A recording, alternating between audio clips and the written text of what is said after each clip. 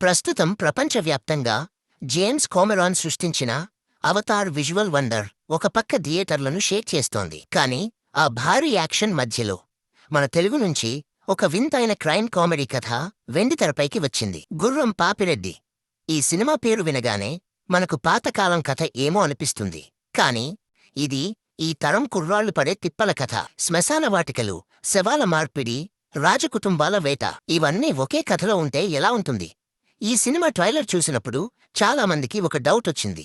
అసలు నరేష్ అగస్త్య, ఫరియా అబ్దుల్లా లాంటి talented actors ఇలాంటి కథలో ఎందుకున్నారు? సినిమా అంటే కేవలం హీరో హీరోయిన్లు డాన్స్ చేయడం మాత్రమే కాదు. కొన్నిసార్లు వాళ్ళు చిక్కుకున్న గందరగోళ పరిస్థితులు మనల్ని సీటు అంచున కూర్చోబెడతాయి. మరి ఈ క్రైమ్ కామెడీ ప్రయాణం మిమ్మల్ని ఏ మేరకు థ్రిల్ చేస్తుంది? అసలు ఈ గుర్రం పాపిరెడ్డి ఎవరు? ఈ రివ్యూలో ఎక్కడా ఒక్క స్పాయిలర్ కూడా లేకుండా సినిమా నిజంగా చూడొచ్చా లేదా అనేది క్లియర్గా మాట్లాడుకుందాం. స్కిప్ చేయకుండా లాస్ట్ వరకు చూడండి. ఇక కథ విషయానికి వస్తే, మన హీరో గుర్రం పాపిరెడ్డి, నరేష్ అగస్త్య, హీరోయిన్ సౌదామిని, ఫరియా అబ్దుల్లా వీరిద్దరూ కలిసి ఒక వింతైన ప్లాన్ వేస్తారు. వీరితో పాటు గొయ్యి, చిలిపి, మిలిటరీ అనే పేర్లతో ముగ్గురు వ్యక్తుల గ్యాంగు కూడా ఉంటుంది. వీరి 5గురి టార్గెట్ ఏంటంటే, శ్రీశైలం అడవుల నుంచి ఒక రహస్యమైన మృతదేహాన్ని తీసుకురావాలి. కాని తెచ్చిన శవాన్ని ఏం చేస్తారు? అక్కడే అసలు కథ మొదలవుతుంది. సిటీలోని ఒక శ్మశానవాటికలో ఉన్న మరో శవంతో దీనిని మార్చాలి. వినడానికి చాలా విచిత్రంగా, కాస్త భయంగా ఉంది కదా? అసలు ఆ శవం ఎవరిది? అది వీరికి ఎందుకంత ఇంపార్టెంట్?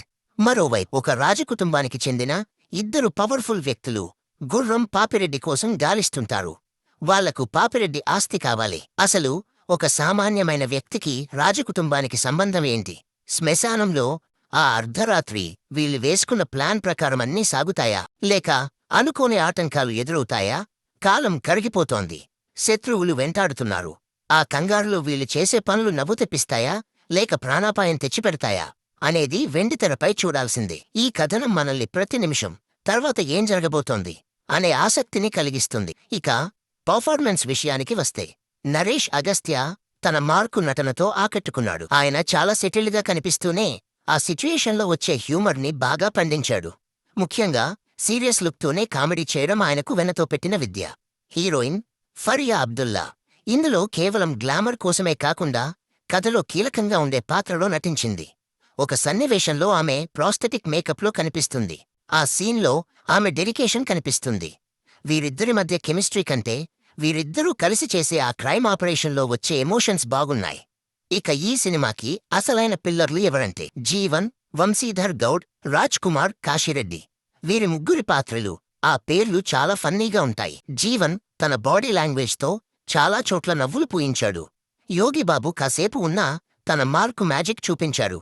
అయితే లెజెండరీ యాక్టర్ బ్రహ్మానందం గారిని ఇంకా బాగా వాడుకుంటే బాగుండేది అనిపిస్తుంది. సినిమాలో ప్లస్ పాయింట్స్ అంటే, మొదటి అరగంట సినిమా స్టార్ట్ అయిన తీరు, ఆ పాత్రల పరిచయం చాలా గ్రిప్పింగ్గా ఉంటుంది. ఎక్కడా టైం వేస్ట్ చేయకుండా డైరెక్ట్గా కథలోకి తీసుకెళ్లిపోతాడు డైరెక్టర్. క్రైమ్తో పాటు కామెడీని మిక్స్ చేయడం అనేది కత్తి మీద సాం. కానీ ఈ సినిమాలో కొన్ని కామెడీ ట్రాక్స్ చాలా ఫ్రెష్గా ఉన్నాయి. శ్మశాన వాటిక నేపథ్యంలో వచ్చే సన్నివేశాలు థ్రిల్తో పాటు ఎంటర్టైన్మెంట్ని కూడా ఇస్తాయి. అలాగే సినిమాలో అక్కడక్కడ వచ్చే ట్విస్టులు మిమ్మల్ని సర్ప్రైజ్ చేస్తాయి. మైనస్ పాయింట్స్ విషయానికి వస్తే, ఫస్ట్ హాఫ్ ఉన్నంత వేగంగా సెకండ్ హాఫ్ సాగదు. కథనం అక్కడక్కడ నెమ్మదించినట్లు అనిపిస్తుంది. మనకు గతంలో వచ్చిన బ్లఫ్ మాస్టర్ వంటి సినిమాల ఛాయలు అక్కడక్కడ కనిపిస్తాయి. దీనివల్ల కొంతమందికి కథ కొత్తగా అనిపించకపోవచ్చు. మరో విషయమేంటంటే, పాటలు కథలో లీనమై ఉన్నప్పుడు వచ్చే సాంగ్స్ ఫ్లోని దెబ్బతీశాయి. ముఖ్యంగా ప్రీ క్లైమాక్స్ దగ్గర వచ్చే సాంగ్ని స్కిప్ చేయొచ్చు అనిపిస్తుంది. అలాగే పాత్రల మధ్య ఎమోషన్స్ ఇంకా లోతుగా ఉంటే బాగుండేది. టెక్నికల్గా సినిమా డీసెంట్గా ఉంది. ప్రొడక్షన్ వాల్యూస్ బాగున్నాయి.